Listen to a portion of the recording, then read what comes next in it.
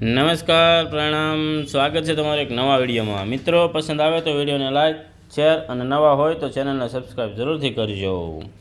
શ્રીમદ દેવી ભાગવત। નારદજીના પૂછવાથી બ્રહ્માજી દ્વારા સ્થૂળ અને સૂક્ષ્મમયક સ્વરૂપનું ત્રિવિધિ સૃષ્ટિ તથા ગુણાદિકનું વર્ણન।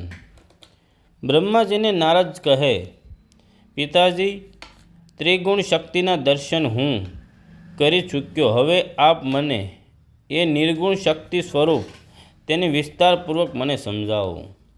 વ્યાસજી કહે, આ પ્રમાણે નારદજીએ પોતાના પિતા પ્રજાપતિ બ્રહ્માજીને પૂછ્યું।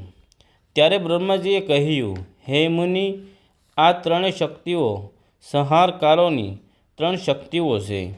મહાભાગ નારદ એ પરમાત્મા અને આવી શક્તિઓને વ્યાપક સમજાવવા જોઈએ।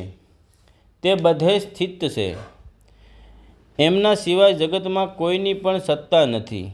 જે શક્તિ છે તે જ પરમાત્મા છે અને પરમાત્મા એ જ શક્તિ છે, આવો સિદ્ધાંત છે। નારદ, તમે સૂક્ષ્મ તત્વને સમજો, આમ કોઈ ભેદ નથી। આ ત્રણ અહંકારોની શક્તિનો હવે હું તમને પરિચય કરાવું। તે જ્ઞાન શક્તિ, ક્રિયા શક્તિ અને અર્થ શક્તિના નામથી પ્રખ્યાત છે।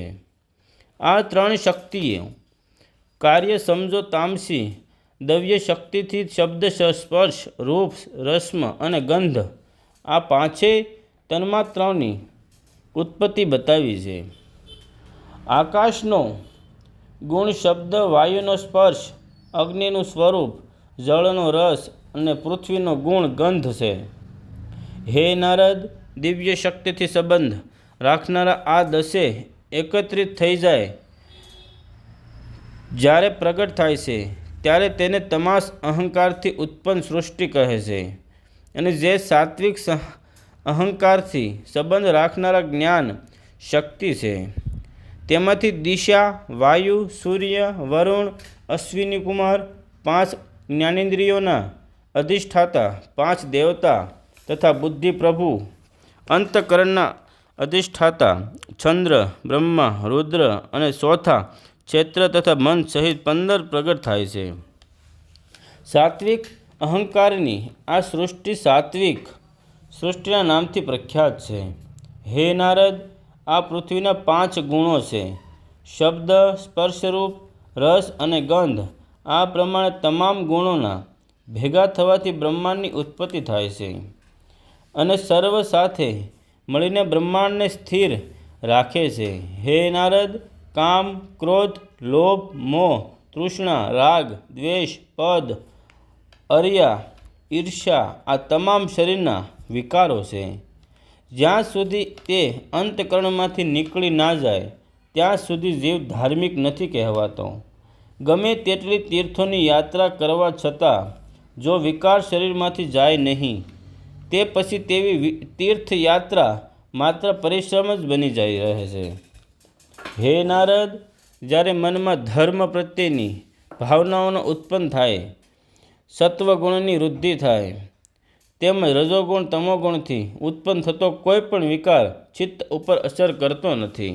જે મનુષ્યમાં રજોગુણી ઉત્પન્ન થાય ત્યારે તે પોતાના સનાતન ધર્મનો ત્યાગ કરીને અન્ય ધર્મોને અપનાવી ઉપાસના કરે છે। મનુષ્યની ભોગની ઈચ્છા, ધનની ઈચ્છા જ્યારે રાજશ્રી વધે છે ત્યારે થાય છે। વેદશાસ્ત્રોમાં વિશ્વાસ ડગી જાય અથવા તો શ્રદ્ધા ના રહે તે તમોગુણ શ્રદ્ધાને લઈને સમજવું તથા તામસી શ્રદ્ધાને લઈને તે ધનનો દુરુપયોગ કરવા લાગી જાય અને આથી બધે વગેરેના બીજ વાવે છે। આ તમામ ગુણો એકબીજાના સંયોગથી રહે છે। રજોગુણના મિથુનથી સત્વગુણના મિથુનથી, રજો અને તમો ગુણોના મિથુનથી સત્વ અને રજોગુણ આખોય ઉત્પન્ન થાય છે। અમે કહેવાય છે, વ્યાસ જે આ પ્રકારે મારા પૂછવાથી કે રાજન, મને આ બધા પ્રસંગો વિસ્તારપૂર્વક સમજાવો। એટલે ખરેખર આ સંસાર શાનાથી વ્યાપ્ત છે એ પરમ શક્તિની આરાધના કરવી જોઈએ। સગુણ અને નિર્ગુણ આ બંને શક્તિભાવથી બિરાજ થઈ જાય છે.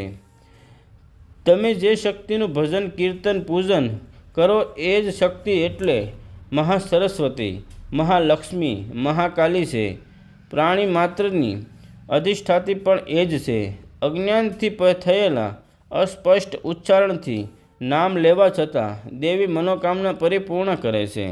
એ હે એવો ઉચ્ચાર કરવાથી માનવના ભય દૂર થાય છે. હે રાજન, પૂર્વ સત્યવ્રત નામના એક મૂર્ખ બ્રાહ્મણે માત્ર એ શબ્દનો ઉચ્ચાર કોઈ કારણવશ કર્યો, તેમ છતાં પણ તે વિદ્વાન બન્યો હતો. તે દેવીની કૃપાથી જ તો એ જ મોટો કવિ બની ગયો. જય શ્રી કૃષ્ણ.